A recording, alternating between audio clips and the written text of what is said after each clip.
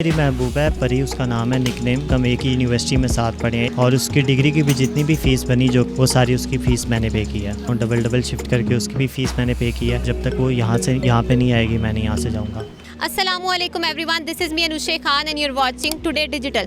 Viewers, कहते हैं कि अगर मोहब्बत सच्ची हो तो मिल ही जाती है। मेरे साथ यहाँ पर नुमान मौजूद हैं जो पिछले 7 दिनों से लिबर्टी में मौजूद हैं। ना ये खा पी रहे हैं ना ही ये बैठ रहे हैं। इनकी क्या कहानी है इन्हीं की ज़ुबानें जानते हैं। आइए। अस्सलाम वालेकुम। वालेकुम सलाम। नुमान, क्या वजह है आप पिछले 7 दिनों से यहाँ पर क्यों मौजूद हैं और बहुत सारे यूट्यूबर्स आपका इंटरव्यू भी करें, ये क्या स्टोरी है, हमें बताइएगा प्लीज़। जी मेरी महबूबा है, परी उसका नाम है, निकनेम। असल नेम मैं डिस्क्लोज़ नहीं करूँगा उसका। 2016 से 2020 तक हम एक ही यूनिवर्सिटी में साथ पढ़े हैं। एक ही डिग्री हमने सेम डिग्री की है और उसकी डिग्री की भी जितनी भी फ़ीस बनी जो कि एक डिग्री की 6 से 7 लाख फ़ीस होती है वो सारी उसकी फ़ीस मैंने पे की है। ठीक है। मैं डबल ड्यूटी करता था। अगर आपने कैसे पे किया? आप खुद एक स्टूडेंट हैं, जॉब भी कर रहे हैं? जी मैं जॉब भी करता हूँ। डबल शिफ्ट करके उसकी भी फ़ीस मैंने पे की है और हमने बेसिकली जो फ़ीस किया वो इंस्टॉलमेंट करवाई हुई थी। फर्स्ट सेमेस्टर की 2 इंस्टॉलमेंट करके फ़ीस पे करते थे। ठीक है। 2016 से 2020 तक साथ पढ़े हैं। इसके अलावा जैसे ही यूनिवर्सिटी ख़त्म हुई तो उसका जो है मतलब उसने मेरे से बात भी करना कम कर दिया और मिलना भी बहुत कम हो गया हमारा। ठीक है। उसके बाद थोड़ी लड़ाइयाँ भी हुई। जहाँ प्यार होता है वहाँ लड़ाइयाँ तो होती हैं, लेकिन इतनी मतलब हद तक कोई लड़ाई नहीं गई कि मतलब बिल्कुल ही ख़त्म कर दिया जाए रिलेशनशिप या कुछ। और ये अभी जो है हफ्ते की शाम का हमारा मीटअप प्लान था। मैंने उसको ये कहा था कि मैं अपने घर वालों को भेजूँगा आपके घर रिश्ते के लिए, लेकिन ना हफ्ते की शाम को वो आई है।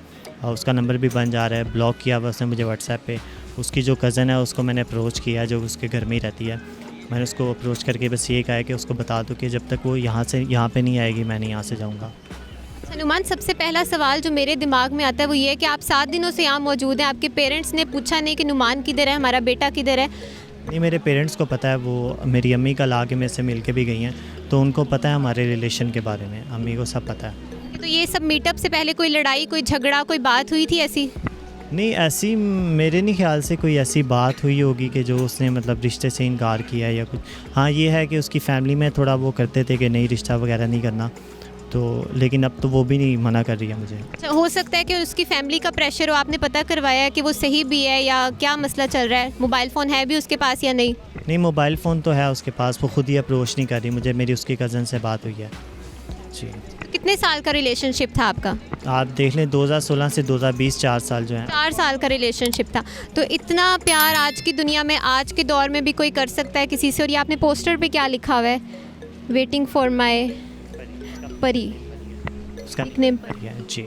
आपने कुछ खाया पिया भी है, पानी भी पिया है ये 7 दिन से? जी, खा पी लेता हूँ, ज़ाहिर बात है। अल्हम्दुलिल्लाह एजुकेटेड हूँ। अब इतना तो वो नहीं है कि अपने आप को नुकसान पहुँचाने का क्या फ़ायदा मुझे। बस एहतजाजन इधर खड़ा हूँ और कोई बात नहीं। तो आपको लगता है कि ये सही है, मतलब इस तरह से अपने प्यार का पूरी दुनिया के सामने इजहार करना? और एक लड़की जो जिसको परवाह ही नहीं है आपकी, आपको लगता है वो वापस भी आएंगी? जी, मेरा दिल कहता है कि आएगी वो। मुझे ख़ुद भी शर्मिंदगी होती है। यहाँ पे लोग आते हैं, इंटरव्यू करते हैं, कुछ जी पिक्चर्स वगैरह लेते हैं और स्टेटस लगा देते हैं, लिख देते हैं नाकाम आशिक वगैरह। मुझे भी अच्छा नहीं लगता, लेकिन मैं अगर हफ़्ता यहाँ पे अब खड़ा हो गया हूँ तो मैं ये दिन ज़ाया नहीं करना चाहता। जब तक वो नहीं आएगी मैं नहीं जाऊँगा यहाँ से। तो आपको लगता है वो आएंगी? क्योंकि अभी 7 दिन हो गए वो नहीं आई, तो इसके बाद वो कैसे आएंगी? तब तक आप यहीं पे खड़े रहेंगे? मैं जब तक वो नहीं आएगी मैं नहीं जाऊँगा। तो एक बार आके मिल तो ले एटलीस्ट। अगर उन्होंने मना कर दिया आपसे शादी का, या वो उन्होंने ये कहा कि मैं आपसे प्यार ही नहीं करती, तो फिर इसके बाद आप क्या करेंगे? जी, मुझे आके एटलीस्ट क्लियर तो करें ना वो कोई बात करी है ना कुछ करी है। आके कुछ कहें तो सही एटलीस्ट। फिर पैगाम देना चाहेंगे उसको जो आपको इतना मिस नहीं करी जितना आप यहाँ करें, और वो कुछ भी नहीं करी, घर में बैठी हुई है, ब्लॉक किया हुआ है, आपको अप्रोच नहीं करी, आपसे बात नहीं करी। और मेरी समझ से ये बात बाहर है कि आपने उसकी फ़ी कैसे पे की है। जब आपको उस पर इतना ट्रस्ट होता कि ये मेरी बनेगी, मुझसे शादी करेगी, तभी आप ऐसे करते। यूनिवर्सिटी लाइफ में कोई ऐसी बात हुई थी या आपको लगा हो कि ना यार ये लड़की मतलब सिंसियर नहीं है मेरे साथ, ये बाद में मुझे छोड़ देगी? नहीं, बिल्कुल नहीं। मैं तो साथ आते थे, साथ जाते थे, यूनिवर्सिटी भी साथ आते थे। आपको पता है कभी कभी लेट भी हो जाते हैं, यूनिवर्सिटी के प्रोजेक्ट्स हैं, रात को 10 11 बज जाते थे, साथ आते जाते थे। ऐसी कोई बात नहीं हुई थी ना, अभी भी कोई ऐसी बात नहीं हुई जिससे मतलब ये बिल्कुल ही ख़त्म कर दिया जाए रिश्ता। तो मुझे समझ नहीं आई अभी तक बात की। आप उनके बगैर रह लेंगे अगर वो ना आई तो?